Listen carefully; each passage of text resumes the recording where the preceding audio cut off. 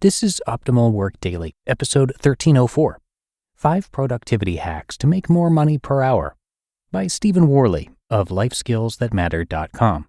And I'm Dan, I am your host, and I am here with you every single day helping you to optimize your business life. And today we're going to hear from Stephen Warley, who's going to give us some tips on how to maximize that money that you make per hour. So let's hear from him now as we optimize your life. 5 Productivity Hacks to Make More Money Per Hour by Stephen Warley of lifeskillsthatmatter.com. Want to make more money per hour? Who doesn't? If you want to start thinking more like an entrepreneur, don't just focus on how to raise your annual salary. Instead, start figuring out how to make more money per hour. After all, your time is one of your most valuable assets, and understanding your true hourly rate, not just the hours you put in at the office, will help you assign a cost to all of your work-related activities. It will help you look for ways to work more productively and to better assess opportunities in your career. All that extra effort you put into chasing after a promotion or a 5% bump in your annual pay actually drives down the value of your hourly rate today. You are working extra hours in the short term for delayed rewards in the future that you have no control over. When you work as an employee, someone else decides if you'll be rewarded with a promotion, a raise, or new opportunities for your hard work. Entrepreneurs make that decision for themselves because they are constantly thinking about how to boost their short-term hourly rate. When you are aware of your true hourly rate, you will value your time and the impact of your work very differently. First, let's help you calculate your hourly rate before I offer you some recommendations on how you can boost it. Calculating the hourly rate of your salary. If you're a salaried employee, you can probably determine your weekly salary by checking your paycheck or by dividing your annual salary, after taxes because that's your real take-home pay, by 52 weeks. Here's an example. Say you make $50,000 a year after taxes. First, calculate your weekly salary. $50,000 annually divided by 52 weeks equals $961.54 weekly salary. To calculate your hourly rate, divide your weekly salary by the average number of hours you work each week. Second, calculate your hourly rate. $961.54 weekly divided by 50 hours equals $19.23 per hour. This calculation represents your hourly rate after taxes for the time you spend working in the office. Unfortunately, this isn't your true hourly rate. Calculating your true hourly rate. Most people only consider the number of hours they spend at the office when calculating their hourly rate. Entrepreneurs know the true cost of work, including all related and supporting activities. Think of it as your personal cost of goods sold, COGS. To calculate your true hourly rate, you need to also include your average commuting time, the time you spend working at home, and even the time you think about work outside the office. Let's expand on our first example. Say your average daily commute to and from the office is 1 hour, and you spend an average of 5 hours a week thinking about and/or performing office work at home. 50 hours at the office plus 5 hours of commuting plus 5 hours of working at home equals 60 hours. $961.54 weekly salary divided by 60 hours equals $16.03 per hour. Once your time commuting and work-related activities at home are included in the calculation, your hourly rate drops by just over $3 per hour to $16.03 per hour. When you are putting in even more time at work in hopes of a promotion or a raise, will that bump in your salary offset the short-term losses in your hourly rate? After performing this calculation, if you think you need a raise or want to work more productively, you're getting my point. Your time is more valuable than the salary you're being paid. You can always save money or make more of it, but all of us only have 24 hours in a day. And unfortunately, none of that time can be banked for future use. 5 Productivity Hacks to Make More Money Per Hour. And now that you know your true hourly rate, here are some ways you can boost it without even asking for a raise or a promotion. Number 1, stop staying late at the office. Don't work more efficiently. The quickest way to increase your hourly rate is by giving yourself a fixed start and end time to your workday.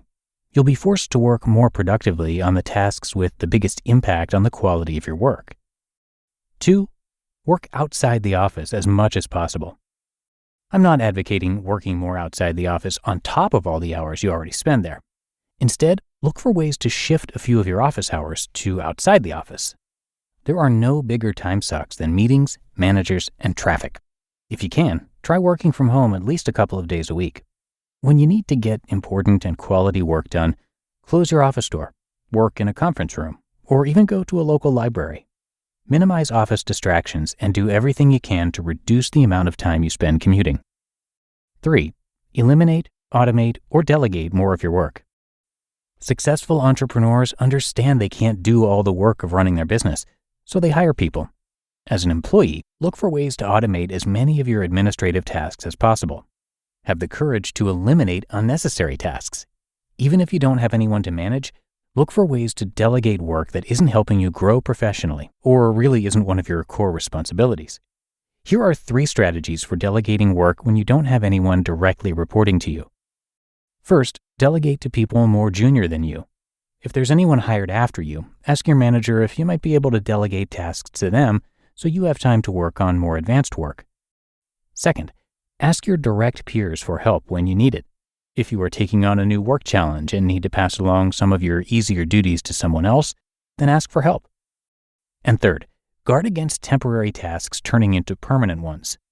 More often than not, a temporary duty turns into a permanent one, and you need to bring that to the attention of your superiors if you feel it's not within your core job description. Show your managers you're interested in producing more valuable work rather than trying to get out of work. 4. Don't multitask. Group related tasks together. Multitasking is an illusion. Monotasking is far more productive. If you want to get more work done in less time, group related tasks together. For example, email is one of the biggest office time sucks because we allow it to constantly interrupt us throughout the day. Spend less time on your email by processing it in batches, no more than 3 times a day. Respond to urgent emails first, and spend the last half hour of your day answering the rest. And 5. Start a side business. Each of the previous recommendations to increase your hourly rate focuses on reducing the amount of time you spend at work, but you can also increase your hourly rate by starting a side business. How? Well, you can start a side business by becoming a consultant or a freelancer to generate income from your existing expertise. You'll discover that you can get paid more per hour for the exact same work you do in the office. The real magic of increasing your hourly rate is by creating a source of passive income. This can be a side business that you build that continues to generate income without your direct involvement. I do admit that you'll have to put in a lot of work up front for long-term financial rewards, but at least you'll own all the work you put in. Calculate your ideal lifestyle. Knowing your hourly rate helps you better assess the value and impact of the work you do. It also provides you with a benchmark for better determining your own monetary and work-life balance needs on a daily basis. You just listened to the post titled 5 Productivity Hacks to Make More Money Per Hour by Stephen Warley of lifeskillsthatmatter.com. We're driven by the search for better. But when it comes to hiring, the best way to search for a candidate isn't to search at all. Don't search, match with Indeed. Indeed is your matching and hiring platform with over 350 million global monthly visitors and a matching engine that helps you find quality candidates fast. Ditch the busy work. Use Indeed for scheduling, screening, and messaging. 93% of employers agree Indeed delivers the highest quality matches compared to other job sites. One of the things I love about Indeed is that it filters out those incompatible applicants. So when you're hiring, the process is much faster, and you only have to consider applicants that are already likely to be a great fit. And listeners of this show will get a $75 sponsored job credit to get your jobs more visibility at Indeed.com/startup. So just go to Indeed.com/startup right now and support our show by saying you heard about Indeed on this podcast. Indeed.com/startup. Terms and conditions apply. Need to hire? You need Indeed. You don't need me to tell you that something always comes up when you're running a small business. Take the pain out of payroll benefits and HR and put the joy back in running your business with Gusto. Gusto's payroll and HR services can make it a little easier. Gusto was designed for you, the small business owner. They take the pain out of running a business, automatically calculating paychecks, filing payroll taxes, setting up open enrollment. Gusto does it all. Want more?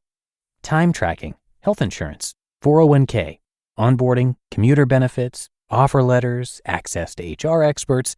Well, you get the idea. With Gusto, you can focus on the joy of running your business. And it's super easy to set up and get started. And if you're moving from another provider, Gusto can transfer all your data for you.